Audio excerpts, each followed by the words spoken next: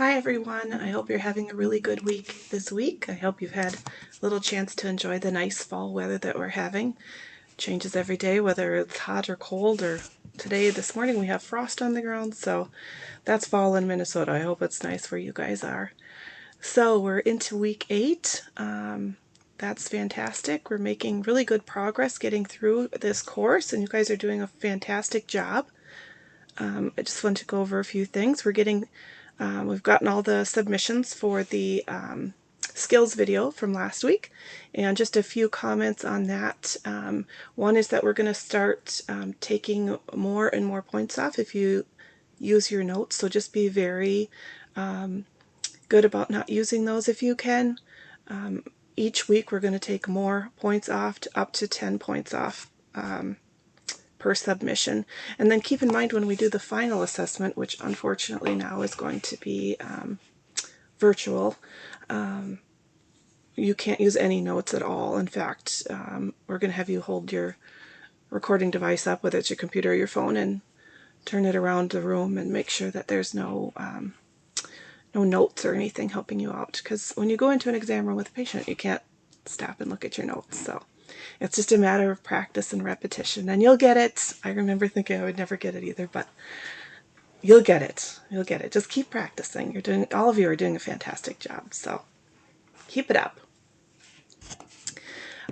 So we can go over this module today for week 8. There's some readings to go through in Jarvis, and then some corresponding videos to watch on the abdominal assessment, the male genitourinary system, and the female genitourinary system as well. There's some information this week about LGBT community and providing good services to them as a whole, and just being very cognizant is that's an area of healthcare disparities that we really need to focus on and do our best with, as we do with everyone else. So there's a video, there's a PowerPoint presentation that you just read through. There's a little Center for Excellence course to go through as well, which doesn't take very long, it's just a few minutes. So, but it's really good information and helps kind of alleviate some of the discomfort or uncertainty you may have if it's an issue that's not comfortable or common for you to encounter. So we just want to make sure that we provide everyone we see with the best care possible. And then as you go through the module, there are 2 forums this week. We'll look at those. The first forum is just really kind of giving some feedback to each other about how it went to submit your first skills video. So we want you to discuss the experience of doing the assessment, what went well, what did you struggle with, how did the technological side of recording and all of that go, and develop a plan for future assignments, like how can you maybe improve that or apply it to your, unfortunately it says face-to-face, your final assessment. So just things to consider. We also discussed that in the final, during intensives, we may actually have you stop for a minute and say, we can't see what you're doing very well, and you may have to adjust your recording device, but it'll be okay. We'll work it out. We actually did live virtual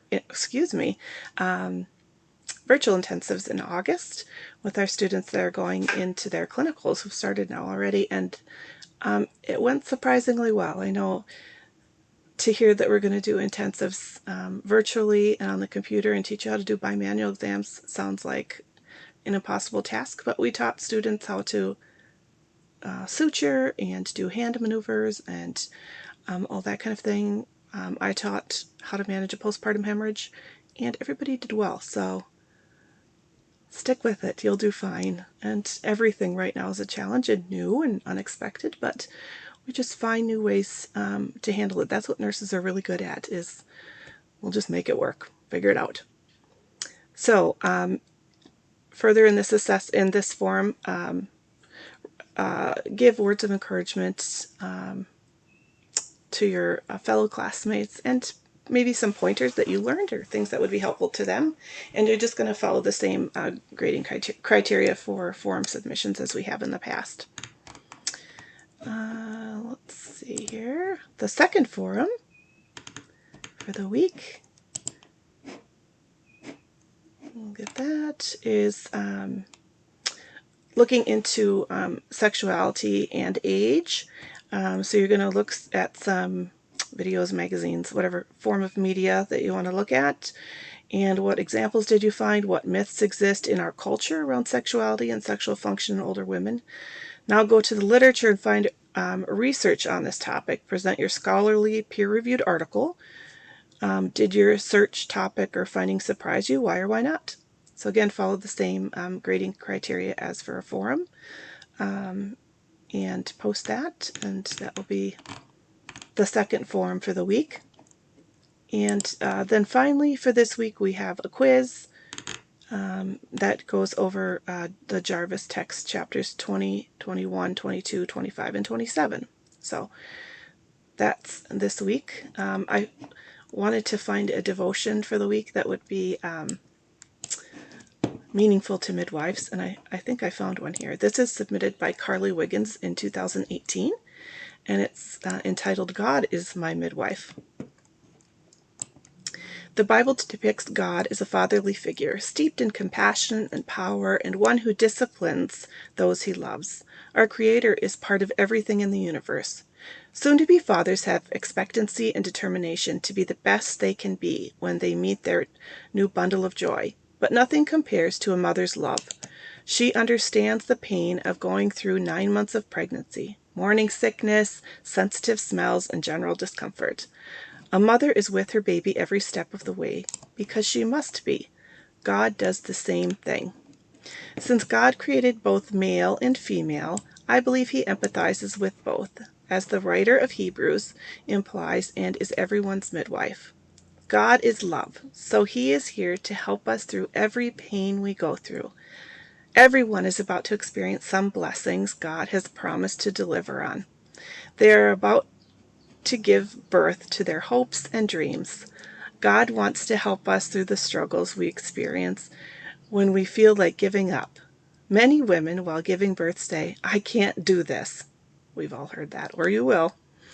But a loved one or healthcare provider or midwife coaches them to continue on. God does the same. We aren't alone. God holds our hand through every sharp pain. Experience God taking you through the tough seasons so you can feel the blessings of the Lord on the other side. I hope that gives you a nice little positive perspective for the day. If you have any questions or concerns, please feel free to reach out to us. We're here for you. And good luck with this week. Take care.